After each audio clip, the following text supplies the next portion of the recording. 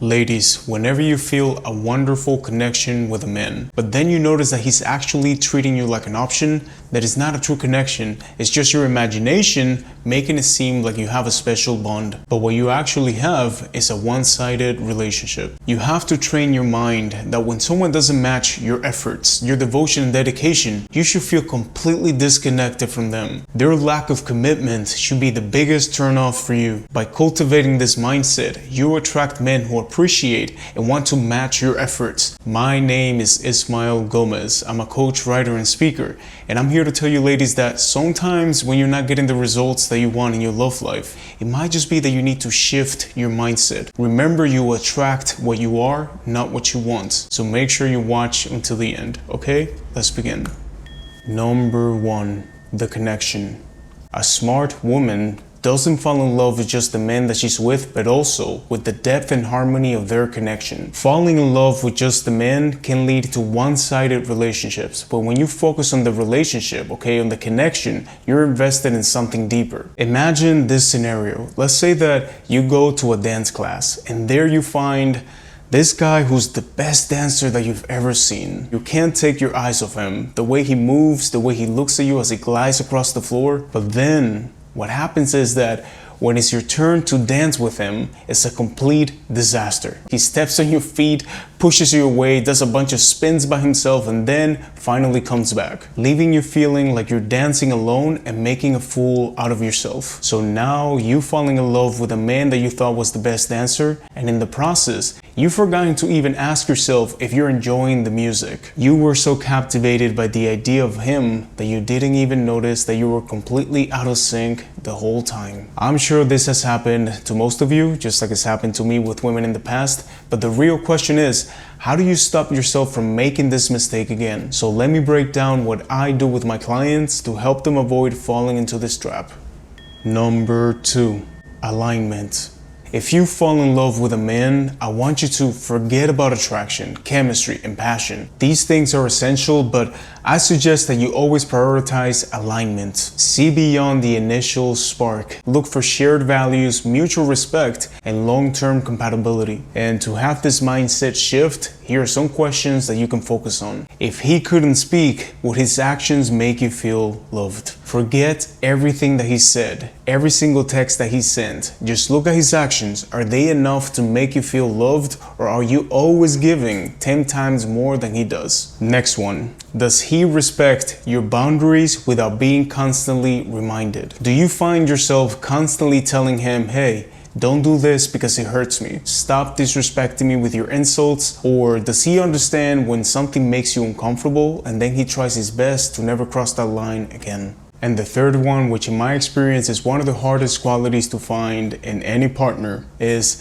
does he support your growth even when it challenges his comfort? You know, when I first started my work on social media, I was dating someone who deep down, I knew that she didn't want me to grow. You know, she didn't want me to have all these women watching me and DMing me their questions. I remember telling her, listen, I don't want to be with someone who doesn't trust me. And here's an important lesson for all of you ladies that are watching. Real trust is not about putting a man inside a bubble, okay? It's easy to say, oh, you know, I trust him when he's in his room, working on his laptop with no one around. Real trust is knowing that if he's attending an event and he's surrounded by 1,000 beautiful women, he won't even flinch because he's loyal to you. Number 3, less is more. Is it possible to say I love you too much? In my experience, the answer is yes. Now hear me out. Expressing love is healthy, but it's important to mix it up. If you say I love you every day to your partner, eventually those words will begin to lose some of their impact. I spend a lot of time studying couples that have been happily married over 30 years. And you know something that I noticed is that they don't say I love you that often. Usually they just show it with their actions. Similarly, a man wants to know that he's loved, but mixing up how you show that love allows him to experience your affection in new and intriguing ways. You can try other expressions like like, I'm glad that you're here with me, I could kiss you all night, wait until you see the surprise that I have for you. And for even more impact, make sure that he sees that you also know how to give the same level of love to yourself. When he sees you prioritizing your own well-being and happiness, it not only reinforces your worth, but also sets the standard for how you expect to be treated in a relationship. Number 4, learn to handle rejection. If there's one thing that you can't avoid in a relationship with a man, it's rejection. If you don't learn how to handle it gracefully, it will deplete your confidence, erode your self-worth, and ultimately push him away. For example, you invite him to an event and he doesn't want to go. You want to be intimate, but he's not in the mood that night. You ask him to watch a movie with you, but he decides to catch up with work. These small rejections will happen occasionally in all relationships. Yet, as funny as it may sound, rejection is actually an opportunity. It's a chance to demonstrate that you know exactly who you are and you don't need external validation. Sometimes our instinct is to convince or persuade the other person to do what we want. But if there's one thing about human nature, is that if you try to push someone to do something when they're not in the mood, they'll naturally resist. Now notice that I mentioned the word occasionally, because I'm not suggesting that you should always keep your mouth shut and never express your needs in a relationship. Remember the quote that says that if you hide your pain from your partner, you may have peace in the relationship, but you'll create a war in your mind. And final, number 5, uncertainty. The only love that you can trust is the love that you give yourself. Anybody can wake up tomorrow and tell you, I don't love you anymore, or I don't want you anymore. You cannot control other people's emotions. Now, listening to this might make you feel, anxious, but it really depends on how you look at it. I believe that this can give you a great sense of freedom in your life, knowing that you have an unlimited source of love inside you. Because when you learn to truly love yourself, guess what?